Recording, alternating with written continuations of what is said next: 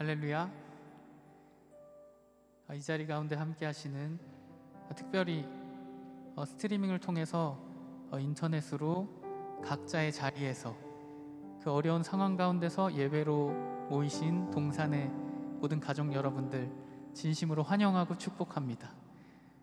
우리 가운데 장소와 상황과 상관없이 우리를 성도로 부르시고 자녀 삼아주신 주님께 이 시간에 가장 최고의 것을 드리는 이 예배의 시간 될 줄로 믿으시고 기대하시기를 간절히 부탁드립니다. 특별히 이 시간에 한 가지 광고 말씀 드리고 우리가 함께 뜨겁게 찬양할 텐데요. 지금 착용하고 계시는 마스크는 우리가 불편하고 답답하시겠지만 우리가 옆에 계시는 사랑하는 성도님들과 우리의 기도와 그리고 우리가 살아가는 모든 삶의 모든 자리를 지켜내고 사랑하기 위해서 예배가 끝나고 돌아가는 그 시간까지 벗지 않고 정확하게 착용해 주시기를 부탁드리겠습니다. 그리고 모든 예배를 마치고 나서 사회 목사님의 안내에 따라서 안전하게 퇴장해 주시기를 부탁드리겠습니다. 그럼 이 시간에 우리와 항상 함께 하시고 우리를 지키실 주님께 감사와 영광의 박수 함께 올려드리고 우리가 함께 뜨겁게 찬양했으면 좋겠습니다. 할렐루야.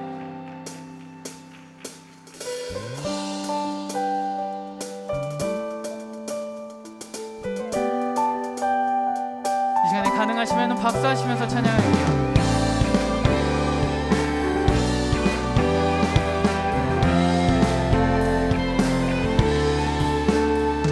주의 약속하신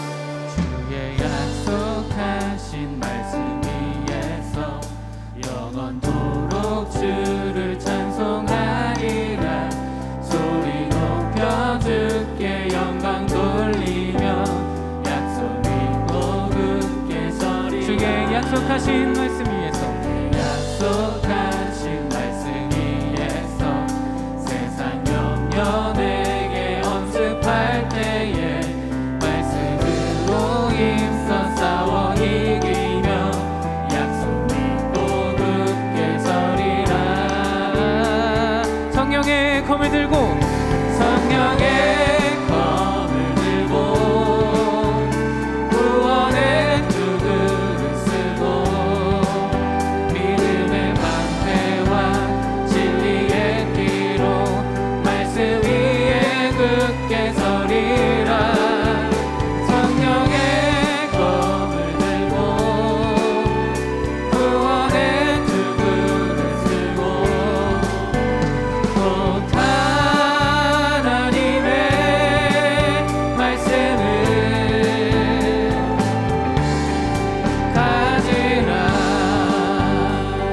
계속해서 찬양하실 때는 3절과 4절로 고백하겠습니다. 주의 약속하신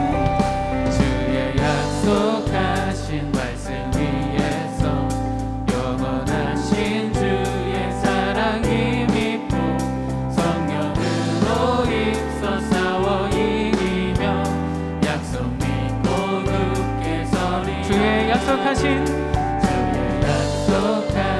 말씀 위에서 성령 인도하는 대로 행하며 주님 곁에 항상 안식 얻으며 약속 믿고 굳게 서리라. 성령의 검을 들고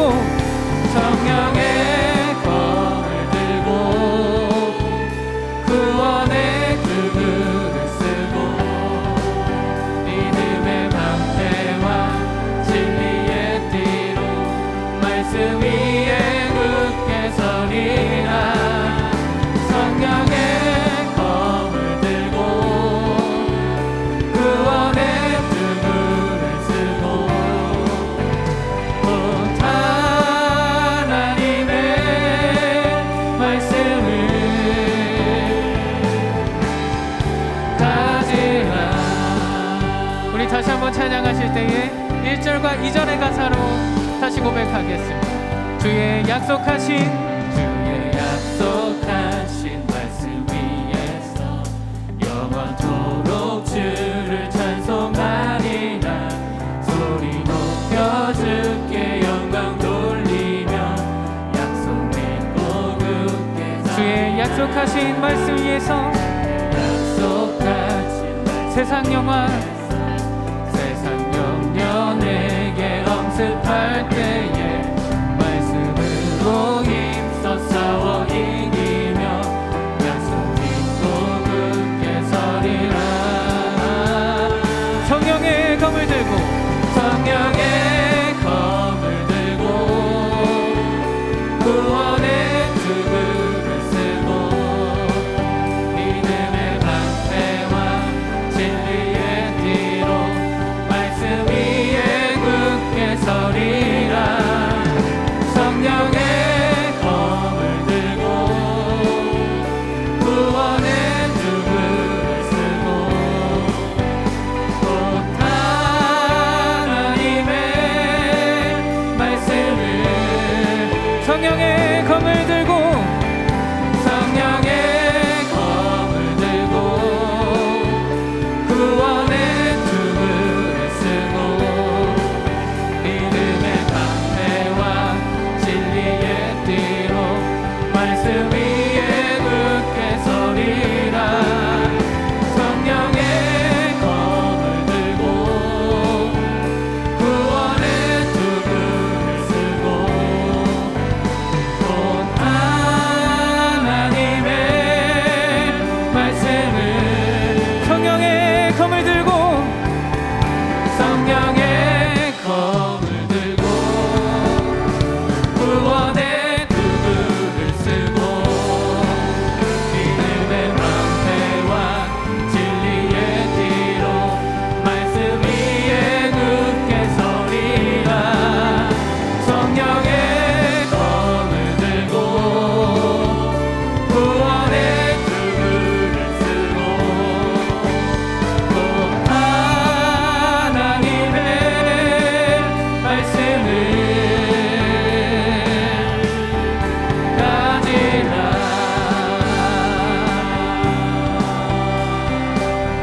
할례의 시간 우리에게 임하시고 우리와 영원히 함께하실 주님께 영광과 감사의 박수 함께 올려드립시다.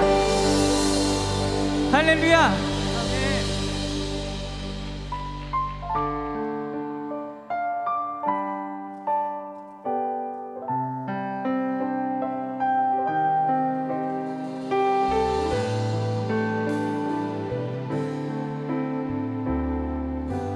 내 영혼의 그 깊은 데서 내 영혼의 그 깊은 데서 맑은 바람이 흘려나네. 하늘 곡초가 언제나 흘러나와 내 영혼을 고이 싸네. 평화로다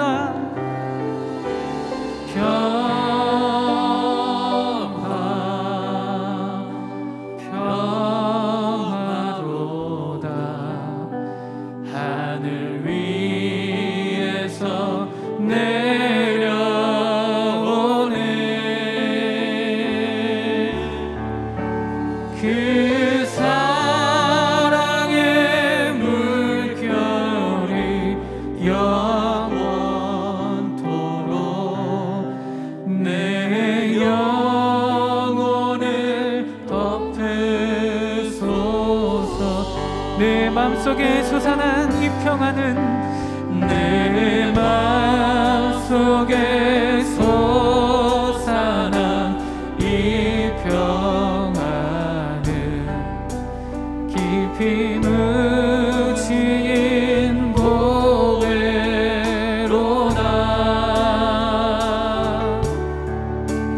너의 보화를 캐내어 가져갈 자 그 아무도 없으리라. 평화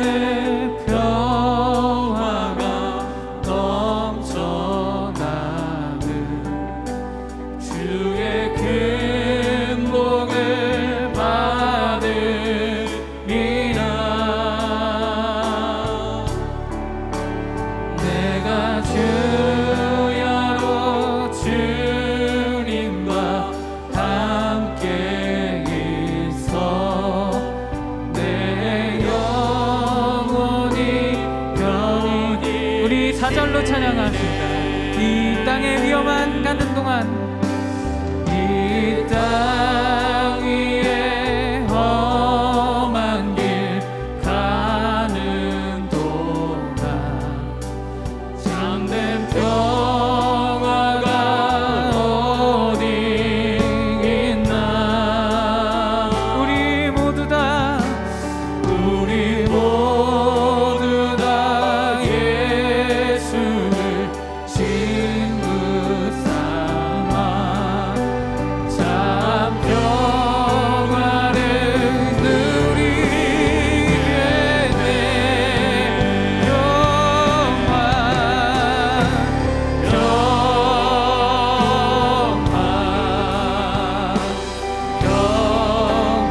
평화로다. 하늘 위에서 내려오네.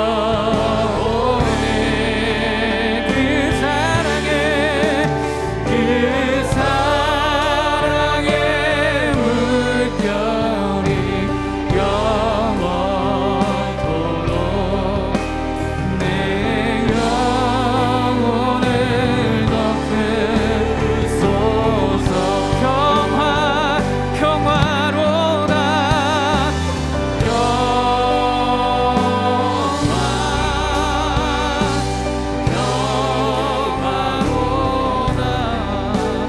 하늘 위에서 내려오네.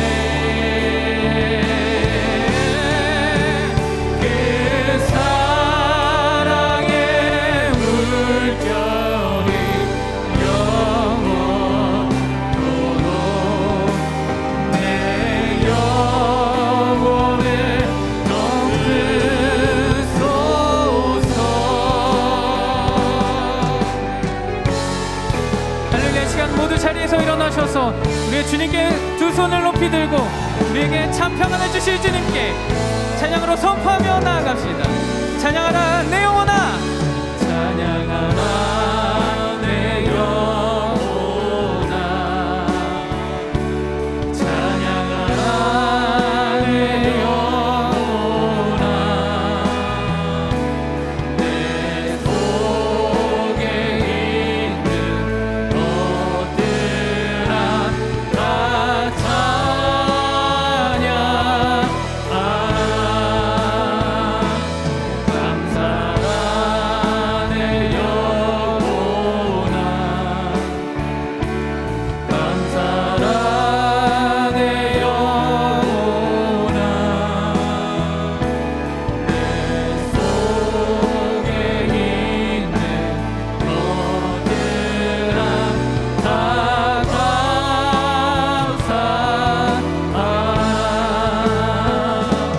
경배하라 내 영혼아.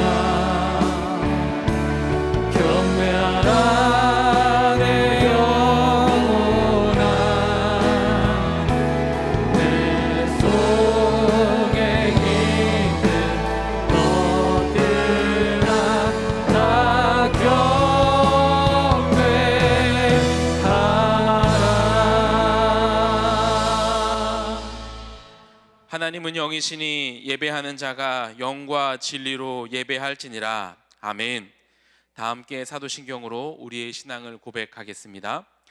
전능하사 천지를 만드신 하나님 아버지를 내가 믿사오며 그 외아들 우리 주 예수 그리스도를 믿사오니 이는 성령으로 잉태하사 동정녀 마리아에게 나시고 본디오 빌라도에게 고난을 받으사 십자가에 못 박혀 죽으시고 장사한 지 사흘 만에 죽은 자 가운데서 다시 살아나시며 하늘에 오르사 전능하신 하나님 우편에 앉아 계시다가 저리로서 산자와 죽은 자를 심판하러 오시리라. 성령을 믿사오며 거룩한 공회와 성도가 서로 교통하는 것과 죄를 사하여 주시는 것과 몸이 다시 사는 것과 영원히 사는 것을 믿사옵나이다. 아멘. 자리에 앉으셔서 함께 찬송 드리시겠습니다.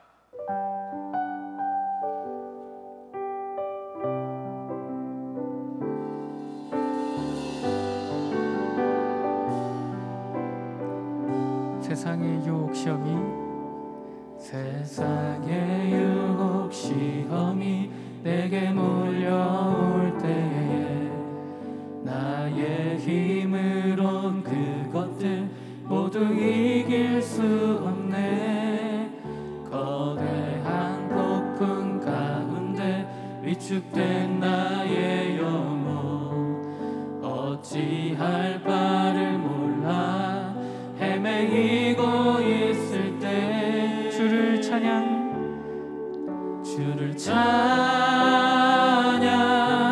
손을 들고 찬양 전쟁은 나에게 속한 것 아니니 주를 찬양 손을 들고 찬양 전쟁은 하나님께 속한 것이니. 거짓과 속임수로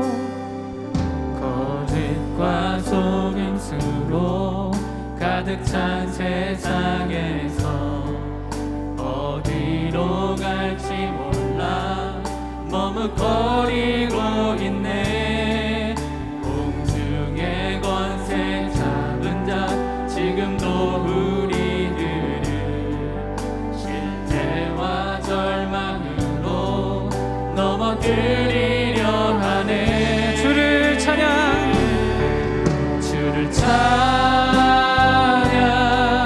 손을 들고 찬양 전쟁은 나에게 속한 것 아니니 주를 찬양 손을 들고 찬양 전쟁은 하나님께 속한 것이니. 주위를 둘러보면 아무도 없는 듯 믿음의 눈을 들면 보이는 분 계시네. 지금도 내 안에서 역사하고 계시네. 사망과 어둠의 권세 물리치시네. 다시 한번 이 가사를 고백합시다. 주위를 둘러보면 아무도 없는데 믿음의 눈을 들면 보이는 분 계시네. 지금도 내 안에서 역사하고 계시네. 사망과 어둠의 권세 물리치신 예수님 주를 찬양 손을 들고 찬양 전쟁은 나에게 속한 것 아니니 주를 찬양 손을 들고 찬양 전쟁은 하나님께 속한 것이. 우리의 믿음의 고백을 드립시다. 주를 찬양 손을 들고 찬양 전쟁은 나에게 속한 것 아니니 주를 찬양 손을 들고 찬양 전쟁은 하나님께 속한 것이니.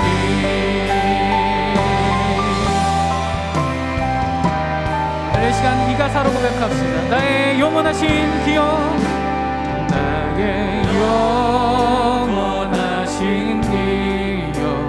생명보다 귀하다.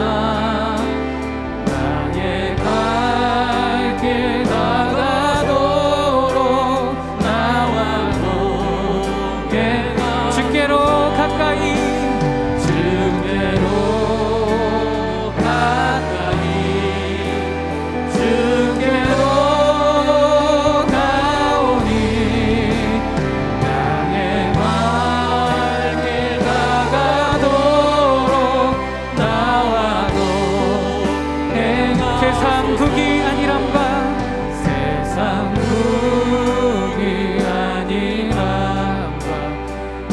모든 명예버리고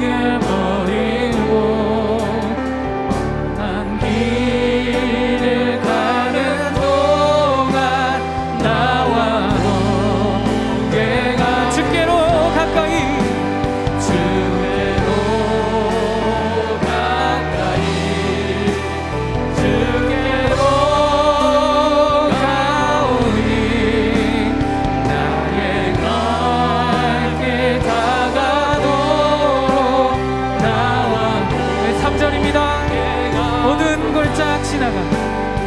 모든 골짝 지나가며 험한 바다 건너서 천국문에 이르도록 나와도 행하소서. 주께로 가까이 주께로 가까이 주께로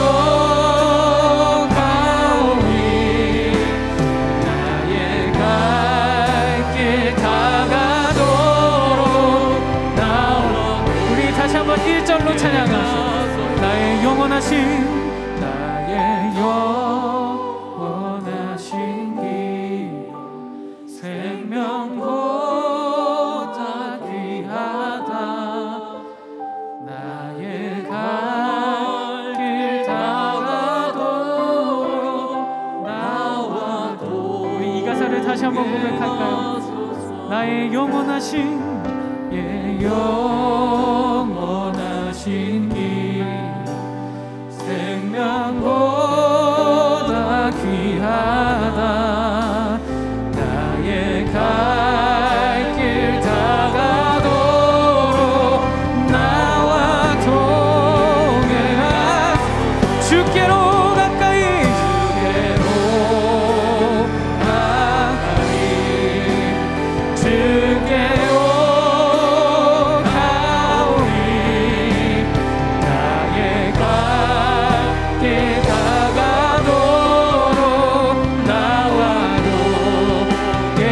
주께로 가까이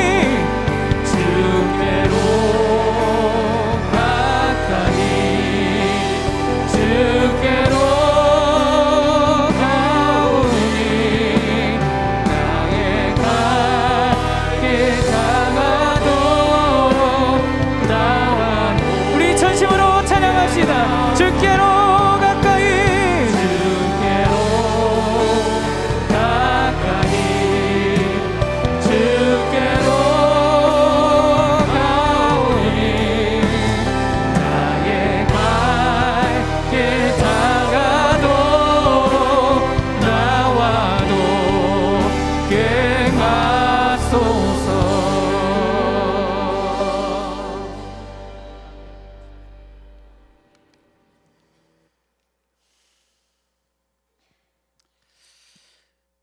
이스라엘아 들으라.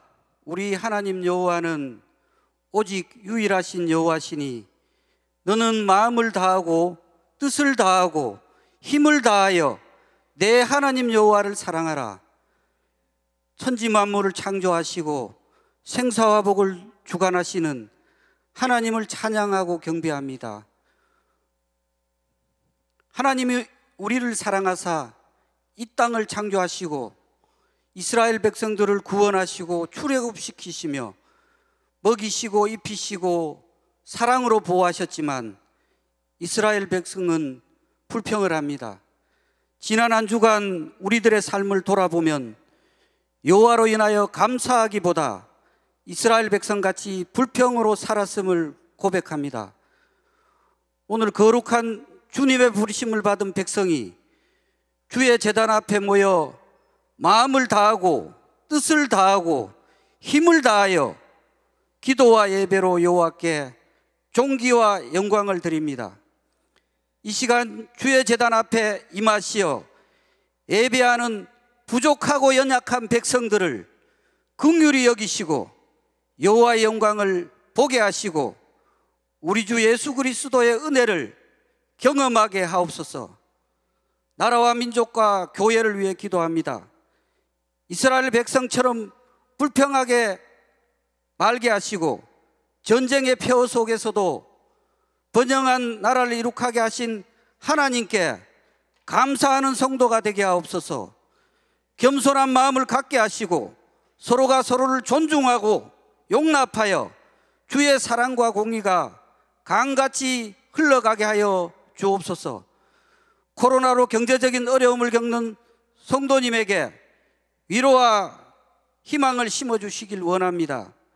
자비로우신 하나님 아버지, 하나님의 크신 사랑으로 코로나가 종식되게 하시고 우리의 모든 예배가 회복되고 개인과 가정과 공동체와 나라와 열방이 회복되는 은혜와 자비를 베풀어 주시길 원합니다. 온 성도들이 한마음으로 마음을 모으고 허물어진 교구와 교회의 생복을 다시 재건하여 부흥의 교회를 경험하게 하옵소서. 주님을 찬양하고 아름다운 예배를 준비하신 모든 봉사자의 손길을 축복하옵소서. 담임 목사님의 말씀을 통해 백성들이 여호와의 말씀을 듣기 원합니다. 우리의 마음을 열어주시고 주의 능력을 체험하게 하소서. 주의 말씀을 듣는 자마다 영원히 살아나는 역사가 있게 하옵소서. 병마로 고통받고 있는 권속들에게 치유와 회복이 있게 하시고 근심 걱정이 있는 모든 성도들에게 평안이 있게 하여 주옵소서. 마음을 다하고 뜻을 다하고 힘을 다하여 여호와를 사랑하는 성도가 되기를 소원하며 부활의 소망 되시는 예수님의 이름으로 기도합니다.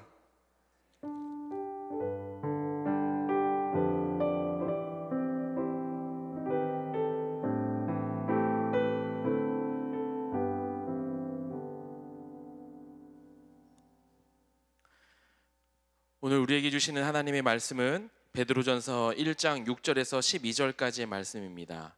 신약성경 377쪽입니다. 베드로전서 1장 6절에서 12절까지의 말씀입니다.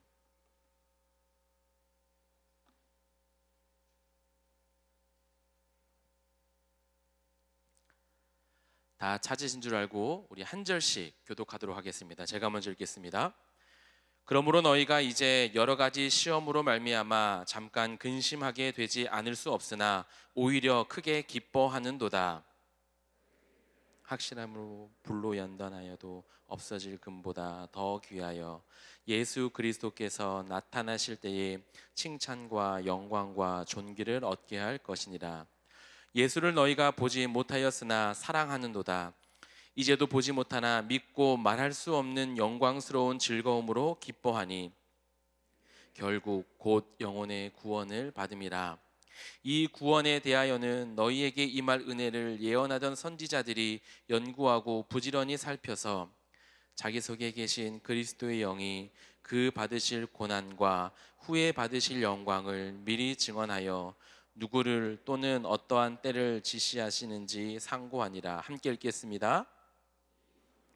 자기를 위한 것이 아니요 너희를 위한 것임이 계시로 알게 되었으니 이것은 하늘로부터 보내신 성령을 힘입어 복음을 전하는 자들로 이제 너희에게 알린 것이요 천사들도 살펴보기를 원하는 것이니라. 아멘. 이제 금보다 더 귀한 믿음이란 제목으로 우리 김성경 담임 목사님 나오셔서 말씀 전해 주시겠습니다.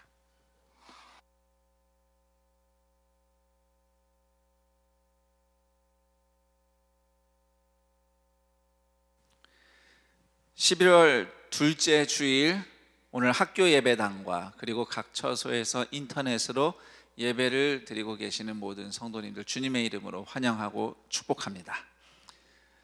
2014년에 제가 7개월 정도 이스라엘에서 지내볼 수 있는 기회가 있었습니다. 이스라엘에서의 7개월은 저의 경험에 비추면 이렇게 묘사할 수 있겠어요. 제가 학생 시절에 미국에서 7년 정도를 지냈거든요. 그런데 7년 생활 끝내고 한국에 와서는 사실 미국 생활이 한 번도 그리운 적이 없습니다. 그런데 이스라엘에서 7개월을 지내고 나서 돌아와서는 항상 이스라엘이 많이 생각이 나요. 그 정도로 이스라엘에서 지냈던 때가 히브리어로 굳이 말하자면 토브 메오드. 토브 그러면 좋다, 메오드 매우. 우리랑 좀 어감도 비슷한 것 같아요. 네, 정말 좋았어요. 물론 이스라엘에서 생활하는 것은 한국에서 생활에 비하면 아주 불편합니다. 제가 단연코 장담할 수 있는데 세상 어디를 가도 우리나라보다 살기 편하고 안전한 곳은 없습니다. 자, 그런데 그럼에도 이스라엘이 성경의 땅이라는 이유만으로 그곳에서 지내는 하루하루가 단지 거리를 걷기만 해도 모든 것이 다 연관돼서 배움이 되고 경험이 되는 그런 시간이었어요. 이제 귀국하기로 예정된 8월이 가까이 올수록 이스라엘에 더 있고 싶다는 마음이 커졌습니다. 이제 한국에 이제 돌아오면 동산교회 목회를 이제 본격적으로 시작을 해야 되는데 한국에 오기가 싫더라고요. 네. 그래서 속으로는 하나님 저 이스라엘에 그냥 더 있으면 안 돼요? 아니면 갑자기 뭐 계획을 바꿔주신다든지 뭐 이런 생각을 했었는데, 자, 그렇게 이스라엘에서의 생활에 대한 어떤 아쉬움과 미련이 커져가는 중에 아마 많은 분들 기억하시겠지만 가자 전쟁이 일어났습니다. 그러니까 이스라엘과 팔레스타인 하마스 무장단체 간의 교전이 일어났죠. 뭐 가자 전쟁이라고 부르는데, 하마스에서 발사한 로켓가 전장에서 정반대쪽에 있는 저 멀리 있는 예루살렘 지역까지 날아오는 거예요. 제가 예루살렘에서 지내는 동안 공습 경보가 3번 울렸는데 그 중에 2번은 실제로 그 도시 바깥 외곽 한 몇 킬로 떨어진 광야에 로켓가 떨어져서 폭탄이 폭발하는 폭음을 들을 수 있었는데, 비록 멀리서 터지는 폭음이었지만 막상 들으니까 무시무시하더라고요. 소리가 이게 좀 뭐 울리는 느낌까지도 들고요. 하여튼 그 기간 2주 3주 동안 공습경보 사이렌이 언제 울릴지 몰라서 울리면 여차하면 지하 대피소로 뛰어내려가야 하는 항상 그런 상태로 지냈는데 뭐 노이로제 걸리는 줄 알았어요. 정말 제가 그때 느낀 것은 전쟁이 일어나면 안 된다. 전쟁터와 멀리 있더라도 이런 상황에서 사람들이 건강한 정신으로 살기가 힘들겠다라는 생각을 좀 해봤어요. 어쨌든 그런 상황이 발생하고 나서야 이스라엘에 더 있고 싶다는 생각은 깨끗이 사라지고 어떻게든 한국에 돌아갈 날만 손꼽아 기다리는 저의 모습을 발견하게 됐습니다. 교훈이 있다면 고난이 와야 내 신분을 깨닫고 나의 진정한 목적지가 어디인지 기억하게 되는 것이지요. 올해 세상은 물론 우리 사회와 또 개인의 인생을 강타한 큰 환난은 신앙의 눈으로 보자면 흩어진 나그네 성도의 신분과 믿음의 여정을 재정비하는 연단의 시기라고 볼 수 있습니다.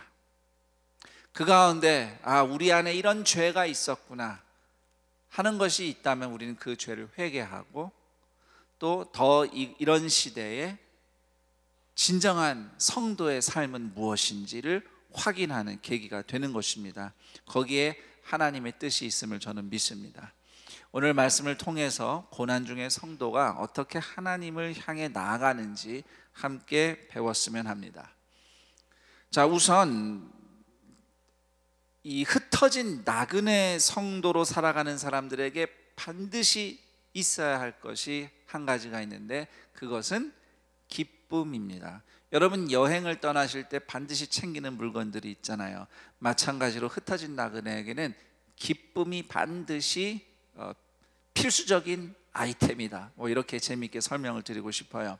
그런데 여행자의 기쁨은 우리가 상상할 수 있는데 여행을 우리 간다 그러면 설렘도 있고 또 여행을 하는 즐거움이라는 것이 있을 텐데 흩어진 나그네의 처지에 무슨 기쁨이 있을까 하는 생각이 들 겁니다. 6절에 제일 먼저 나오는 단어가 그러므로라는 단어예요. 그런데 이 6절을 신약성경 헬라어 원문 그대로 좀 보면은 이렇게 시작이 됩니다. 그러므로 너희가 크게 기뻐하는도다. 기뻐하는도다가 우리말 번역에 맨 뒤에 나오지만 원어대로 하면은 앞에 나와요. 그래서 그러므로 기뻐하는도다 이렇게 되어 있습니다. 왜 그러므로인가? 앞에 3절에서 5절 사이에 나온 산소망, 다시 말해서 우리에게는 썩지 않고 더럽지 않고 쇠하지 아니하는 유업이 약속되어 있다. 부활하신 예수님처럼 완성될 미래가 우리에게 있다. 그날에 이르기까지 하나님이 우리를 보호하신다.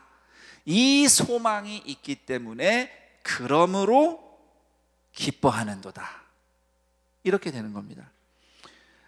기뻐한다라는 말이 헬라어로는 아갈리아오라는 단어입니다. 그런데 이 아갈리아오라는 단어는 그 당시에 예수님을 믿지 않던 사람들은 별로 쓰지 않던 단어였대요.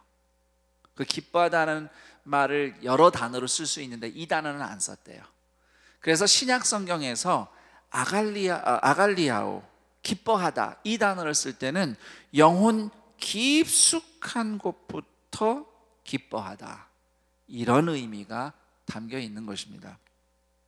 이 기쁨을 더 잘 이해할 수 있도록 제가 성경 구절 몇 개를 좀 소개하겠습니다. 우선 베드로전서 4장 13절 말씀. 이는 그의 영광을 나타내실 때에 너희로 즐거워하고 기뻐하게 하려 함이라. 그의 영광, 예수님의 영광입니다. 그러니까 예수님을 볼 때 기쁘다는 겁니다. 그리고 누가복음 1장 47절 말씀. 내 마음이 하나님 내 구주를 기뻐하였으면.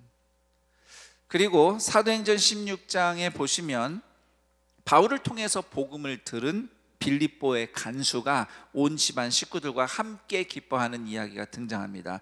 그 외에도 여러 이야기들이 있는데 이처럼 예수님으로 인한 기쁨, 구원자이신 하나님을 생각하면서 경험하는 기쁨, 그리고 내가 죄 용서받고 구원받았을 때 경험하는 기쁨, 이 기쁨을 우리는 구원의 기쁨이라고 부릅니다. 구원의 기쁨, 나를 구원하신 예수님이 고맙고 기쁜 겁니다.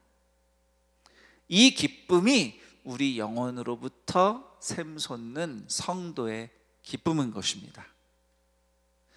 자, 베드로전서 1장 6절을 다시 한번 이렇게 보면 기뻐하는도다라고만 나와 있지 않고 어떤 처지인지 좀 묘사가 되어 있죠. 여러 시험 때문에 근심하지 않을 수 없다. 고난이 많아서 참 염려가 크다, 힘들다 이렇게 기록되어 있어요. 그 당시 베드로서를 읽었던 성도들은 주로 이방인, 즉 헬라인 성도들입니다. 자신들이 태어나고 자란 도시의 이웃들로부터 예수를 믿는다는 이유 하나만으로 거절당하고 불이익을 당하고 박해를 받고 있는 형편입니다. 고난받는 거, 아픈 거 하나도 즐겁지 않습니다. 그렇죠? 여러분 중에 아플 때 아파서 기뻐요 뭐 이런 분이 있어요? 네. 예수님처럼 예수님을 따라서 고난받는 게 신앙이라고 우리가 이야기는 합니다만 정작 그런 고통이 나를 찾아오면 어디 몸의 작은 부위만 아파도 괴롭고 힘들고 기운 빠지고 주저앉는 것이 우리 연약한 인생의 모습이죠. 언젠가 제가 복통 때문에 좀 고생한 적이 있는데, 그러니까 체했었던 거죠. 그런데 뭐 그렇다고 해서 복통이 뭐 바닥에서 대굴대굴 굴러서 못 참을 정도로 그런 아픈 건 아니었고 그냥 살살 꾹꾹 누르는 그런 종류의 복통이었어요. 그런데 배 좀 그렇게 아픈 것 같고 제 안에 어떤 생각이 드냐면, 하나님 저 배 아파서 너무 힘들어요. 고쳐주실 거 아니면 빨리 그냥 천국으로 데려가세요. 배 좀 아프다고 그냥 천국으로 보내달래요. 힘들다고. 이게 인간의 연약함입니다. 예수님을 믿어도 박해받고 고난받고 몸에 병이 들면 힘듭니다. 괴로워요. 의연하게 대처하기가 어렵습니다. 사람이기 때문에. 그렇지만 그 와중에도 내 영혼 깊숙한 곳에서 기쁨이 올라온다면 그것은 내 안에 계신 예수님 때문이죠. 내 안에 계신 예수님으로부터 기쁨이 올라오는 겁니다. 나를 구원하시기 위해서 내가 지금 겪고 있는 아픔과 고통과는 비교할 수 없는 그 큰 아픔과 괴로움을 당하신 예수님. 이렇게 괜찮을 때는 믿음 좋다고 스스로 자부하다가도 조금만 어려우면 휘청거리고 넘어지는 이 연약한 나를 오늘도 용서하시고 용납하시며 기다려주시는 예수님. 그리고 비록 연약한 나이지만 그래도 언젠가는 반드시 예수님의 모습으로 완성될 것이라고 약속하시는 예수님. 나는 오늘 어떤 상황에서든 그 예수님으로부터 오는 기쁨을 누릴 수 있습니다. 이것이 성도의 고백입니다. 이처럼 예수님이 좋아서 기뻐할 수 있는 성도가 받는 시험과 고난에는 하나님의 목적이 있습니다. 베드로전서 1장 7절 제가 다시 읽어봅니다. 너희 믿음의 확실함은 불로 연단하여도 없어질 금보다 더 귀하여 예수 그리스도께서 나타나실 때에 칭찬과 영광과 존귀를 얻게 할 것이니라. 금 이야기를 합니다. 불로 연단하여도 없어질 금. 좀 이상하죠, 말이? 왜냐하면 금이라는 것은 뜨거운 불에 계속 연단을 할수록 어떻게 돼요? 불순물이 제거되고 순금만 남잖아요. 그러니까 불로 연단하면 정말 금만 남는 건데 불로 연단하여도 금이 어떻게 된대요? 없어진답니다. 금은 언젠가 없어질 거라는 거죠. 대신 그런 금보다 더 귀한 믿음이 있습니다.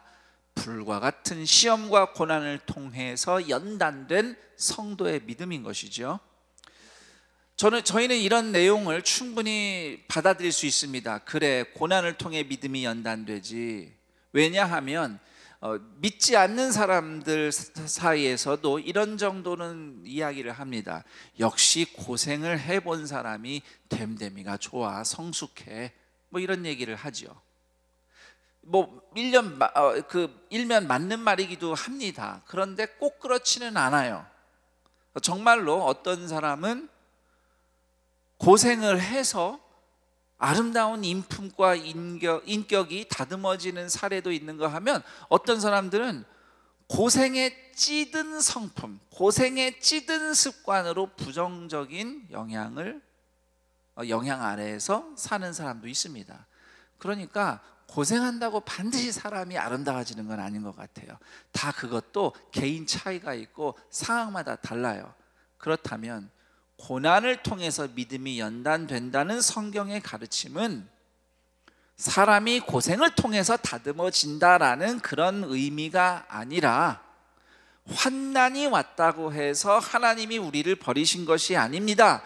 그 아픔 가운데서도 일하시는 하나님의 손길이 있습니다. 이런 의미의 메시지인 것입니다.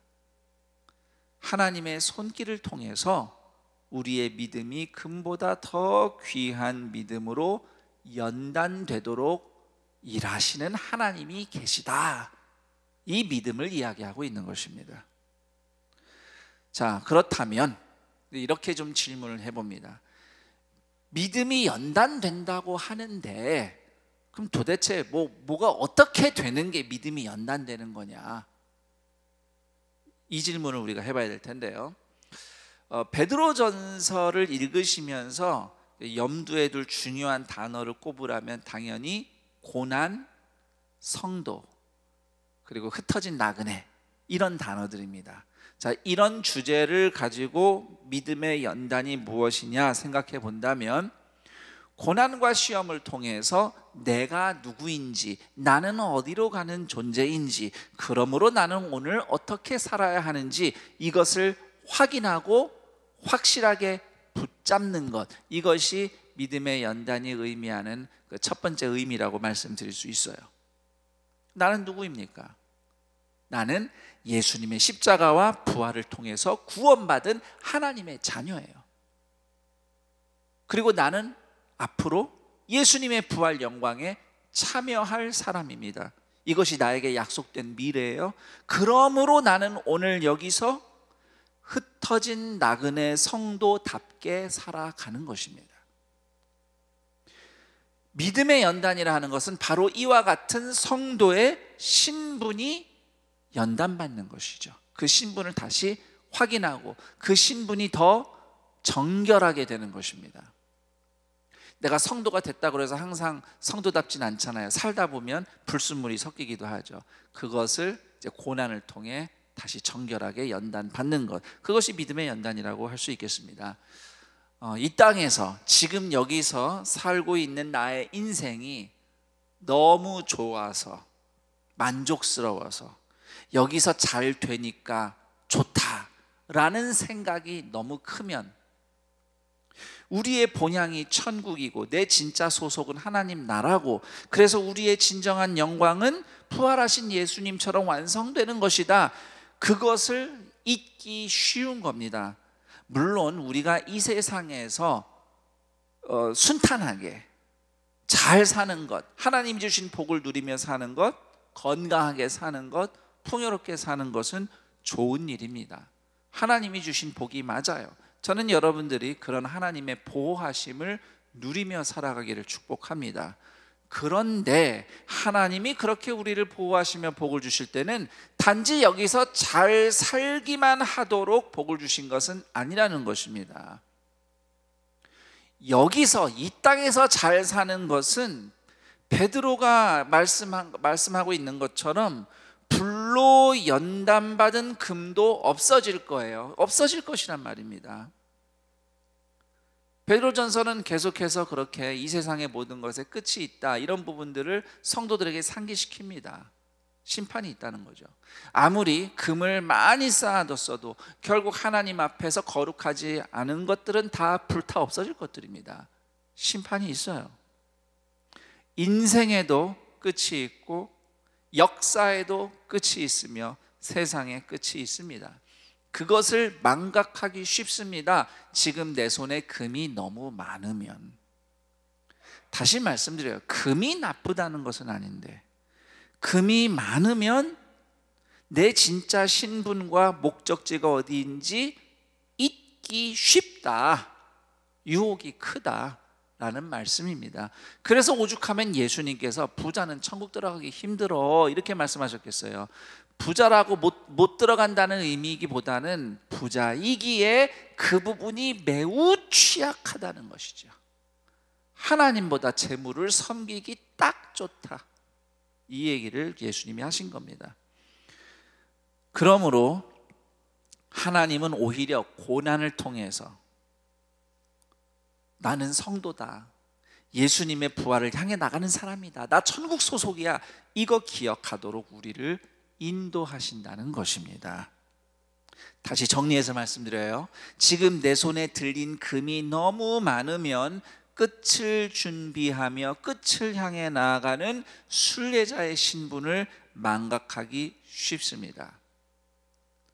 반면에 불같은 고난이 와서 금이 다 불타 없어진다고 해도 거룩한 나그네로서의 성도의 신분과 사명의 빛이 회복되는 하나님의 은혜가 있다는 것을 또한 믿으시기를 축원합니다. 자, 이처럼 성도의 신분이 분명해지는 믿음의 연단과 더불어서 또 하나 중요한 믿음의 연단이 도대체 무엇인가, 이것을 잘 보여주는 말씀이 바로 베드로전서 1장 8절 말씀입니다. 예수를 너희가 보지 못하였으나 사랑하는도다. 자, 이 사랑에 대해서 이제 얘기할 건데, 먼저 믿음이란 단어를 조금 더 살펴보겠습니다. 믿음이라고 하면 이게 막연히 무조건 믿습니다 하는 그런 마음만 이야기하는 것은 아닙니다. 사실 믿음이라는 것은 하나님을 향한 신실함을 가리키는 단어예요. 성도의 삶을 통째로 봤을 때 하나님께 신실한 모습. 구약 성경에서 믿음이란 단어는 히브리어로 에무나라고 합니다. 그런데 이 에무나라고 하는 단어의 의미는 신실함, 신실한 관계를 얘기해요. 그래서 영어 성경에서는 이 단어를 faithfulness라고 번역을 합니다. 신실한 거예요. 그리고 신약 성경에서 믿음이란 단어는 헬라어로 피스티스라고 쓰여져 있어요. 그런데 성경이 피스티스를 쓸 때는 하나님께 의지하고 기대어 아예 그분 안에 들어가 사는 것을 가리키는 의미로 쓰이고 있어요. 그러니까 믿음이 연단된다고 하는 것은 하나님을 향한 신실함이 더 순전해지고 견고해진다는 겁니다. 그것을 베드로전서 1장 8절의 말씀의 언어를 사용한다면, 저를 다 따라해 보세요. 예수님을 더욱 사랑하게 된다. 이제 8절 말씀을 조금 더 들여다보겠습니다. 자, 예수님을 사랑한다고 하는데 이렇게 질문해 보죠. 예수님을 사랑한다는 건 도대체 무엇입니까? 뭘까요? 주님 사랑해요, 생각만 해도 좋아요, 감동이에요, 이런 거 느끼는 게 예수님을 사랑하는 걸까요? 물론 뭐 그런 면도 없지 않아 있겠지만, 그런데 성경에서 누군가를 사랑한다고 할 때는 누군가를 안다고도 이렇게 또 표현을 합니다. 대표적인 말씀이 요한복음 10장 15절 말씀인데, 거기서 예수님께서 이렇게 말씀하셨어요. 아버지께서 나를 아시고 내가 아버지를 아는 것 같으니. 여기서 안다는 것은 사랑한다는 말입니다. 하나님 아버지와 아들 예수님의 사랑의 교제를 아는 것으로 표현했어요. 그래서 예수님을 사랑하는 삶이란 예수님에 대해 더 배우고 알아가는 삶이라고 말을 할 수 있겠죠. 말씀을 날마다 읽고 듣고 생각하며 주님의 마음과 뜻을 알아가는 겁니다. 그리고 그렇게 알기만 하는 것이 아니라 또 말씀대로 순종을 해요. 그런데 순종할수록 더 주님을 알게 됩니다. 이것이 예수님을 사랑하는 삶이에요. 자, 8절을 다시 한번 들여다보세요. 예수님을 그냥 사랑한다고 되어 있지 않죠. 보지 못하였으나 사랑하는도다, 이렇게 되어 있습니다. 보지 못하였다. 베드로전서를 받아보았던 성도들은 예수님을 직접 만난 적이 없습니다. 그렇기 때문에 만난 적이 없지만 사랑한다라고 말하는 게 맞아요. 자, 그런데 그 당시 성도들이 혹독한 고난과 시험을 통과하고 있었음을 생각해 본다면, 예수님을 보지 못하는 이 상황은 고난으로 눈앞이 캄캄한데 도대체 예수님이 우리와 함께 계시는 게 맞는지, 예수님이 도와주시는 게 맞는지 아무것도 보이지 않는 상황, 그 상황도 다 포함하고 있는 표현이라고 저는 생각합니다. 보지 못하는 상황. 사실 고난의 때에 좀 예수님이 뭔가 이렇게 한번 보여주시면 내가 더 잘 믿을 수 있을 텐데, 그런 마음이 있잖아요. 그래서 또 그런 기대를 가지고 주님께 기도하죠. 주님이 좀 이것 좀 다 보여주시면 제가 더 잘 믿을 수 있을 것 같은데요, 응답해 주세요. 그렇게 기도하지요. 저도 제 인생을 되돌아보면 그렇게 예수님이 뭔가 크게 보여주신 것, 증거처럼 보여주신 사건이 한 2개 정도 생각이 납니다. 또 그런 면이 있기 때문에 우리가 그렇게 기도를 해요. 믿지 않는 사람들이 이 기적을 보면 예수님을 믿지 않겠습니까 하면서 우리의 고통 또는 우리 질병의 문제, 우리가 감당할 수 없는 고난을 주님 앞에 올려놓으며 기도합니다. 내 기도 제목뿐만 아니라 또 누군가의 그런 어려운 형편을 위해서 기도할 때도 그렇게 기도를 해요. 이것이 증거가 되게 해달라고. 그럼에도 불구하고 그런 기적을 못 만나봤지만, 주님을 직접 보는 체험은 없지만, 앞이 캄캄한 고난 한가운데이지만 그럼에도 예수님을 더욱 믿고 꾸준히 의지하는 성도들이 있습니다.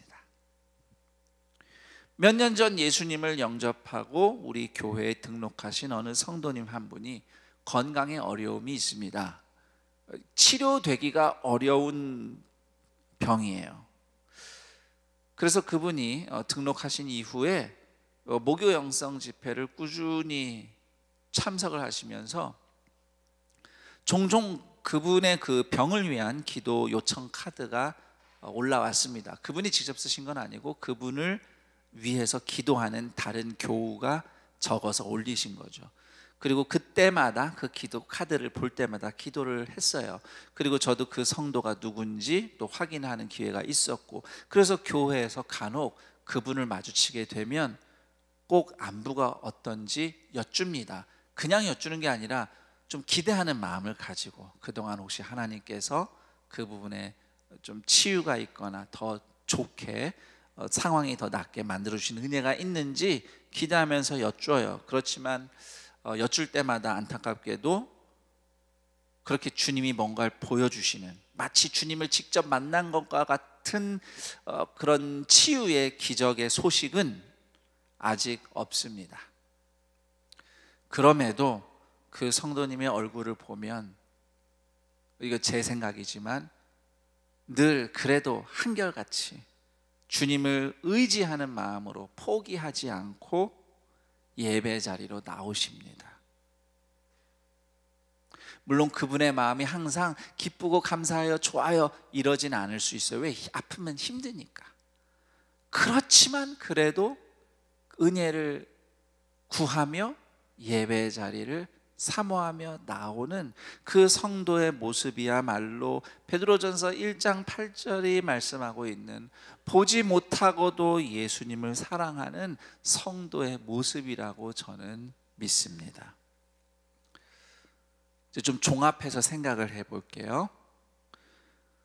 보지 못하고도 예수님을 사랑하는 성도의 믿음이 있습니다. 그리고 예수님을 사랑한다는 것은 예수님을 더욱 알아가는 것입니다.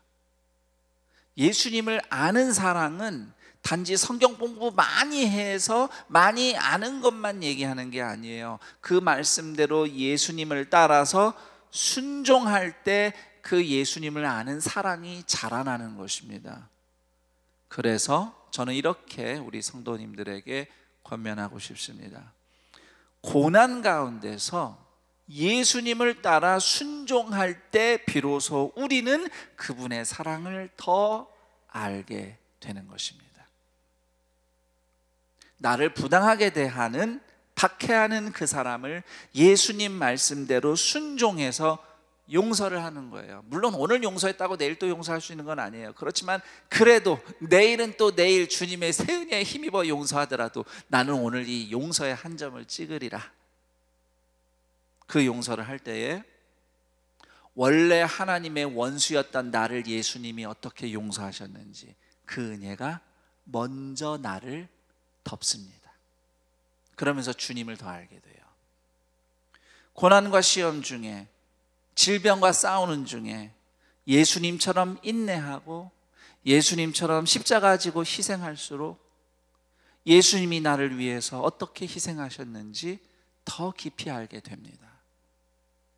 예수님이 잘 안 보이는 척박한 현실이지만 지금 내 눈에 보이는 가족과 형제들과 이웃을 예수님처럼 겸손히 용납하며 섬길 때, 십자가 지며 섬길 때에 나를 그렇게 용납하시고 섬기신 예수님을 더 깊이 알 수 있어요. 순종을 한 것이 나 순종했어 이걸로 끝나는 게 아니고요, 그 순종을 통해서 주님이 나를 위해 무엇을 하셨는지 더 깊이 알게 되는 것, 이것이 성도가 순종하며 누리는 진정한 복이고요, 그 과정을 통해 예수님을 더 사랑하게 됩니다. 이처럼 고난 중에 예수님을 더욱 알고 사랑하는 믿음에 대해서 베드로전서 1장 9절은 이렇게 말씀합니다. 믿음의 결국 곧 영혼의 구원을 받음이라. 이제 말씀을 맺으려 합니다. 10절 이하에 길게 써 있는 내용은 어떤 내용이냐면요, 간단히 요약해 드린다면, 지금 고난받으며 어찌 보면 옆에서 볼 때 비실비실한 모습으로 살아가는 것 같은 여러분은 절대 아무것도 아닌 사람이 아니라는 겁니다. 왜냐하면 여러분이 받은 구원은 어떤 구원이냐면, 구약시대 때부터 선지자들이 그렇게 열심히 알기 원했고, 언제 예수님이 오셔서 언제 이것을 이루실지 그렇게 연구하고 기다렸던 그런 구원이라는 거죠. 심지어 예수님이 오시기 전까지 궁금해하면서 천사들도 살펴보고 싶었던 그 하나님의 비밀, 그 약속이 성취돼서 구원받은 사람들이 바로 여러분이라는 겁니다. 그러니까 지금 여기서 내가 비록 흩어진 나그네 성도처럼 살아도 그런 인생의 겉모습만 가지고, 지금 내가 닥친 고난만 가지고 자기 자신을 비하하거나 비관할 필요가 없다는 거예요. 여러분은 천사도 궁금해했던 하나님의 뜻하심대로 구원받은 하나님의 아들, 딸들이기 때문이죠. 고난 받는 것이 분명히 힘듭니다. 6절 말씀도 근심이 안 될 수가 없다.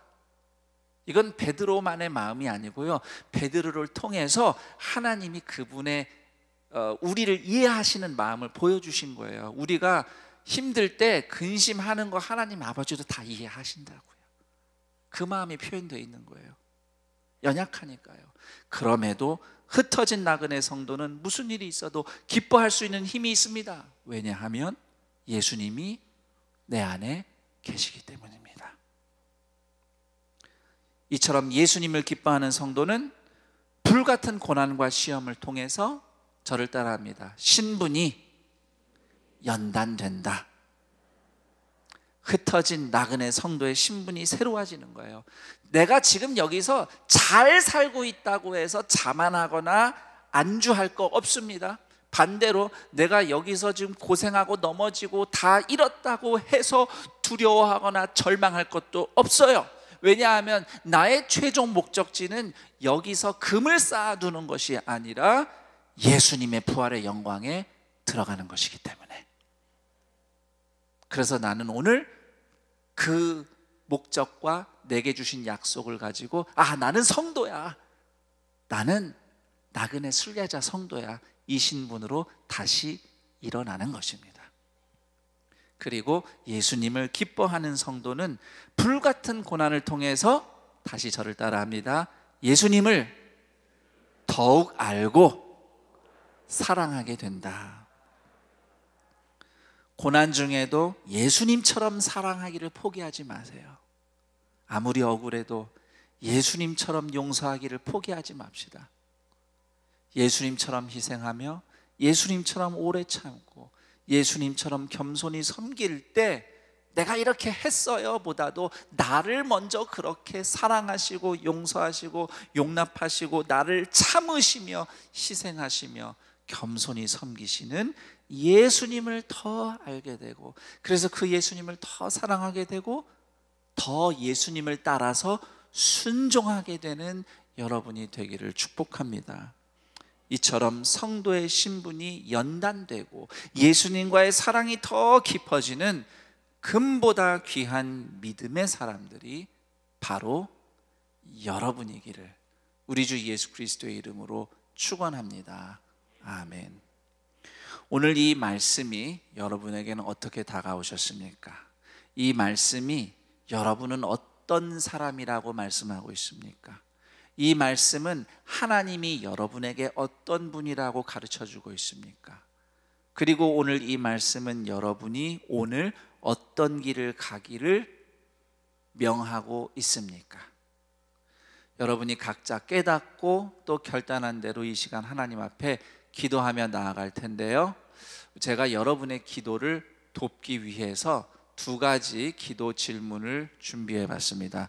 우선 첫 번째는 최근 나의 삶에 성도의 신분을 망각한 모습이 있다면 무엇인가? 라는 질문이에요. 성도의 신분을 망각한 것.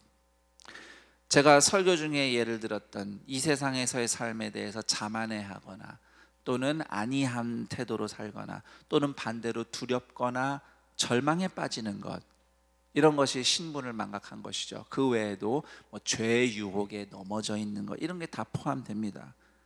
나의 모습에 그런 것이 있다면 이 시간 하나님 나를 다시 한번 정화시키시고 주님의 자녀된 나그네 성도된 신분을 다시 회복하여 믿음으로 살아가게 하옵소서.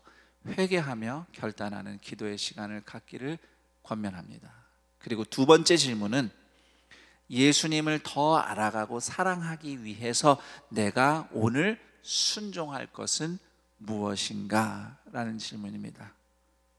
순종은 우리에게 숙제 같고 과제 같고 짐처럼 느껴질 때가 많아요. 실제로 그렇습니다. 그러나 순종은 예수님의 사랑으로 우리를 한 걸음 더 인도하는 하나님의 축복이기도 합니다. 생각만 할 때는 내가 그걸 어떻게 해? 라고 부담되는 그 순종을 오히려 내가 예수님의 사랑을 경험하는 기회야. 예수님이 나를 어떻게 사랑하셨는지 내가 더 알아가는 기회, 하나님이 주신 선물이다. 이런 마음으로 내가 이번 한 주간 또 이후에 어떻게 순종할지 마음에 결단하게 되는 것들, 이 시간 주님 앞에 기도로 말씀드리면서 나 그렇게 살아가게 해달라고, 그렇게 살아갈수록 주님 더 사랑하며 살아가게 해달라고 은혜를 구하며 기도하겠습니다. 다 함께 기도합니다. 하나님 아버지 감사합니다. 나는 하나님의 원수였고 죄인이었습니다. 그런데 예수님이 먼저 십자가에 죽으셔서 나를 하나님과 화목한 자로 주님의 자녀로 구원하셨습니다. 그 신분을 오늘도 붙잡고 살길 원합니다. 고난과 환난이 오고 아픔이 오면 우리는 흔들립니다. 고통스럽고 신음하며 근심합니다. 그렇지만 주님, 이 고난을 통해 오히려 우리가 이 땅에서의 풍족한 삶에만 또는 이 땅에서 내가 이루고자 하는 삶에만 미련을 둘 사람이 아니구나.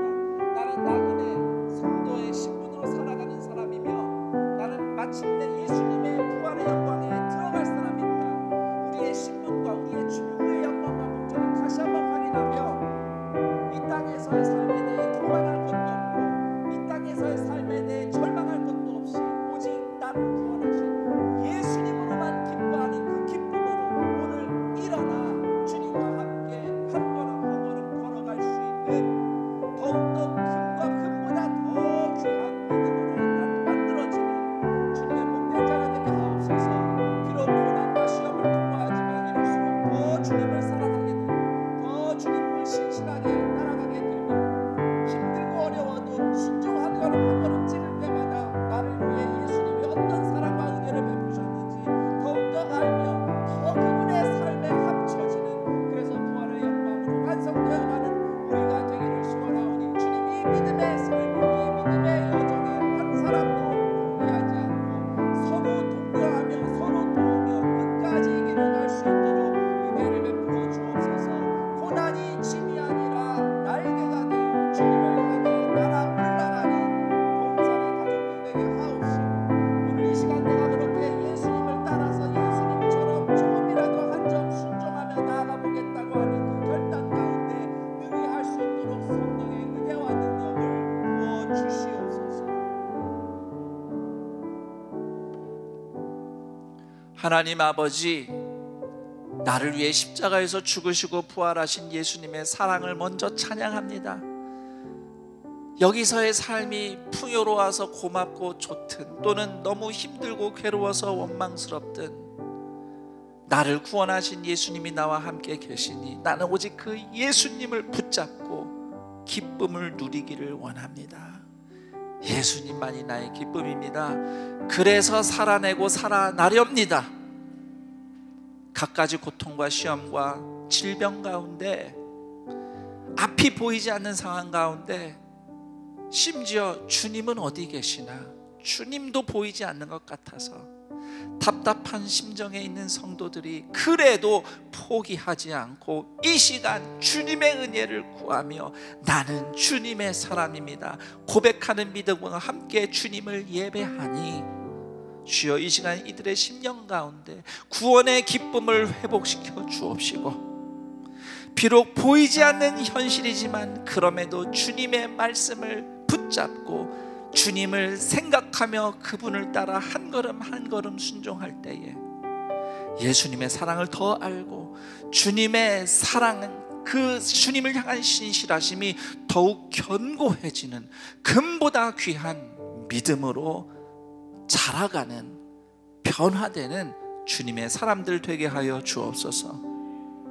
고난을 오히려 그래 나는 주님의 제자야, 나는 성도야, 나는 천성을 향해 나아가는 믿음의 순례자다라는 이 신분을 다시 한번 붙잡고 오늘 이 땅 가운데서 하나님의 자녀답게 걸어가야 할 삶을 분별하여 예수님의 사랑에 힘입어 예수님을 사랑하는 순종의 한 걸음을 찍을 수 있는 주님의 자녀들, 존귀한 자들 되게 하여 주옵소서. 그래서 이 땅에서 우리가 겪는 고난이 인생의 짐이 아니라 오히려 날개가 되어서 주님을 향해 힘차게 올라가는 동산의 모든 가족들 되게 하옵소서. 이 믿음의 결단으로 주님 앞에 귀한 예물을 드립니다. 예배당에 와서 현금을 하는 손길도 있고 또 온라인으로 예물을 드리는 손길들이 있습니다. 넉넉하고 드릴만 해서 여건돼서가 아닙니다. 그저 고마워서 어떻게든 내 인생을 주님께 드리고 주님의 귀한 일에 쓰임받고 싶은 감사함으로 예물을 드리오니 이 예물을 그리스도의 보혈로 덮어 주님 기뻐 받으시며 쓰이는 곳마다 구원과 회복의 역사가 나타나게 하시고, 그렇게 나를 드리듯 주님께 예물을 드리며 하나님을 향해 들어 올려진 모든 손길들 위에 오늘도 먹이시며 입히시며 살리시며 붙잡아 주시며 끝까지 인도하시는 하나님의 손길이 갑절로 역사케 하여 주옵소서. 우리 주 예수 그리스도의 이름으로 기도드립니다. 아멘.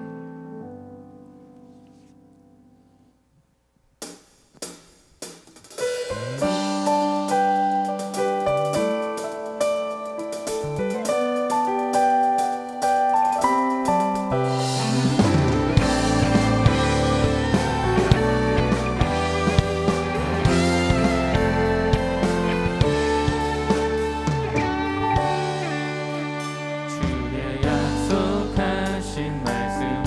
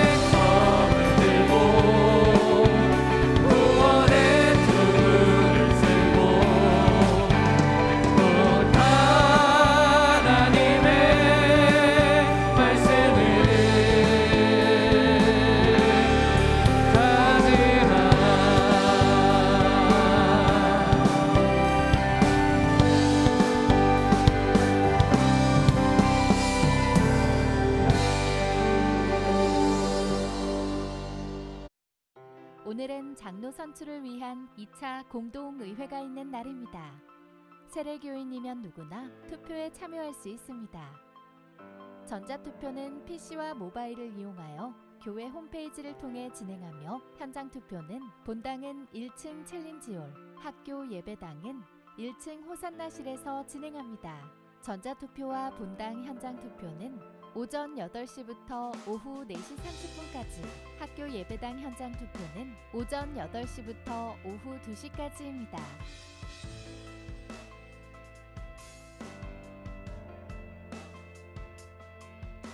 교회 홈페이지 메인 화면에 게시된 장로 투표를 클릭하시면 전자투표 페이지로 연결됩니다. 전자투표에 참여하기 전 이름과 휴대폰 번호를 입력하시면 인증번호 2자리가 문자로 발송되며, 인증번호 입력 후 다음 단계로 이동할 수 있습니다. 다음 화면에는 장로 선출을 위한 공동의회 후보자 목록이 나옵니다. 총 12명으로 아래까지 후보자 명단을 꼭 확인해 주시기 바랍니다. 10명까지 투표 가능하며, 투표가 끝난 후 확인을 클릭하시면 제출됩니다. 제출된 후에는 변경이 불가하오니 다시 한번 확인해 주세요.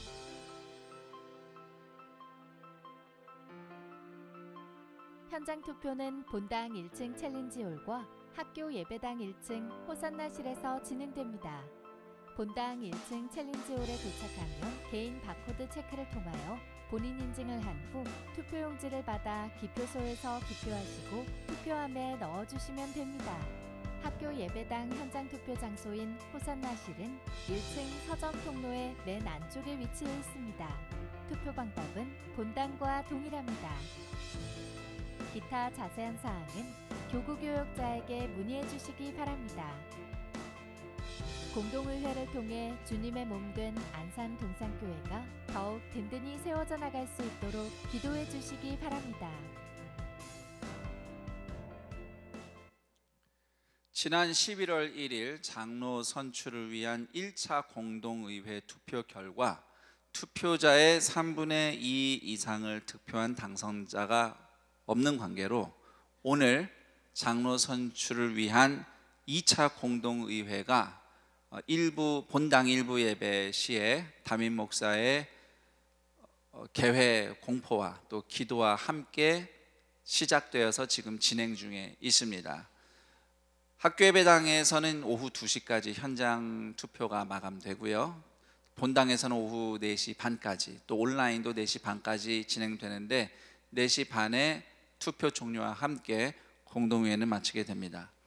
향후 3년 안에 만 70세 임기를 마치고 은퇴하는 장로가 많은 관계로 안산 동산교회는 노회 승인 하에 10명의 장로를 이번에 선출하는 것을 목표로 하고 있습니다.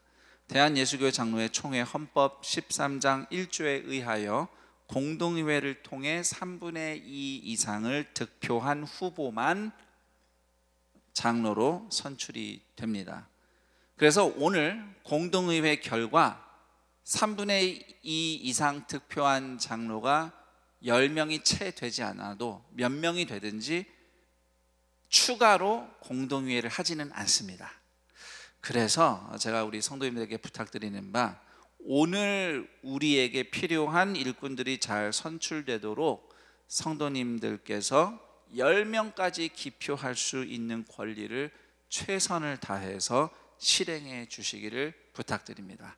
어려운 때에 예수님을 사랑하고 또 주님의 몸된 교회와 공동체를 사랑하는 진실되게 잘 섬길 준비된 일꾼들이 선출되는 과정에 성령의 은혜 가운데서 기도하며 참여하는 우리 동산의 모든 성도들의 협조와 또 참여를 부탁드리겠습니다.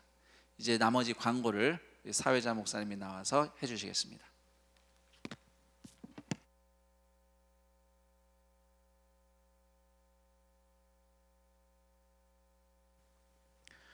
오늘 안산 동산교회 현장 예배와 온라인 예배로 함께 하시는 모든 분들을 주님의 이름으로 환영하고 축복합니다. 현장 예배에서 등록하길 원하시는 분이 계시다면 손을 들어 표해 주시길 바랍니다. 함께 오신 분이나 본인이 손을 들어 표해 주시면 저희가 기쁨으로 잘 섬기도록 하겠습니다. 감사합니다. 혹 온라인 예배를 들으시면서 등록하기를 원하시는 분들께서는 아래로 안내되고 있는 전화번호를 통해 전화 주시면 등록에 대한 안내를 드리도록 하겠습니다. 교회 소식 알려드립니다. 주보는 교회 홈페이지를 참고해 주시길 바랍니다. 교회 소식 1면에 알림 1번, 추수감사주일 안내입니다. 다음 주일은 추수감사주일입니다. 한 해 동안 베풀어 주신 은혜를 기억하며 하나님께 감사 예물을 드리시길 바랍니다. 알림 2번, 2021년도 재직 세미나 안내입니다. 신인 재직 세미나가 오늘 오후 4시에 건강한 재직 행복한 교회라는 주제로 온라인 실시간 송출됩니다. 또한 전체 재직 세미나가 11월 15일 다음 주일 오후 7시 30분, 또한 11월 16일 다음 주 월요일 오후 8시에 산돌로 세워져 가는 교회라는 주제로 온라인 실시간 송출됩니다. 근본 전체 재직 세미나 교재는 홈페이지를 통해 온라인으로 받아보실 수 있고, 인쇄물을 원하실 경우 다음 주일 오전 예배 시에 본당은 정문과 지하 주차장 출입구에서, 학교 예배당은 1층 출입구에서 개인적으로 가져가실 수 있습니다. 또한 봉사신청서와 재직서약서 역시 온라인과 오프라인으로 제출이 가능합니다. 참고해 주시길 바랍니다. 또한 다음 주 오후 예배는 전체 재직 세미나로 대신합니다. 알림 4번 임시당회 안내입니다. 오늘 오후 5시에 네오비전센터 7층 에스더홀에서 있습니다. 알림 5번 추수감사절 행사 안내입니다. 다음 주일 본당 1, 2, 3부와 학교 1, 2부 예배 후에 본당은 챌린지홀 앞에서, 학교 예배당은 1층과 3층 로비 바깥쪽 계단에서 감사의 빵과 차 나누기 행사를 합니다. 또한 교구에서 감사 바구니 2개와 각 지역별 과일 상자 1개 이상을 지역장님들께서 제출해 주시길 바랍니다. 제출하실 시간과 장소는 11월 14일 토요일 오전 9시부터 오후 3시까지, 본당은 3층, 학교 예배당은 3층 비전홀입니다. 알림 6번 교역자 보직 변경 안내입니다. 조창훈 목사님께서 1교구로 보직을 이동하십니다. 알림 7번 동산 타임즈 11월호가 발행되었습니다. 11월호 웹용은 교회 홈페이지에서 보실 수 있습니다. 또한 현장에서도 곳곳이 배치되어 있으니 개인적으로 가져가시고 은혜를 누리시길 바랍니다. 알림 8번 산돌 성경 읽기 안내입니다.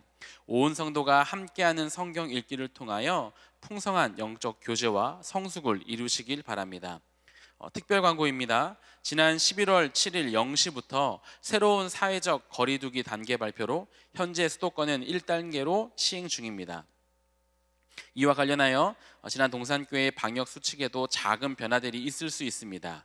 아직 논의 중에 있으며 정확한 지침이 정해지기까지 지난주와 동일하게 유지합니다. 변동 시 홈페이지와 주보를 통해 공지드리겠습니다. 이번 주 5가정에서 결혼 예식이 있습니다. 6교구 이효승 성도님, 고영미 권사님 가정, 19교구 양긍령님, 권명숙 집사님 가정, 21교구 구효영 집사님 가정, 24교구 서호진 집사님, 박에스더 집사님 가정, 청룡교구 이솔양과 유성일 군의 결혼 예식이 11월 14일 토요일이 있습니다. 자세한 사항은 주보를 참고해 주시고 성도 간에 많은 축하가 있길 바랍니다. 그 외에 임명알림 모집 등의 광고는 주보를 참고해 주시길 바랍니다. 이제 다 같이 일어나셔서 여기에 모인 우리 함께 찬양하신 뒤에 담임 목사님 나오셔서 축도해 주시겠습니다.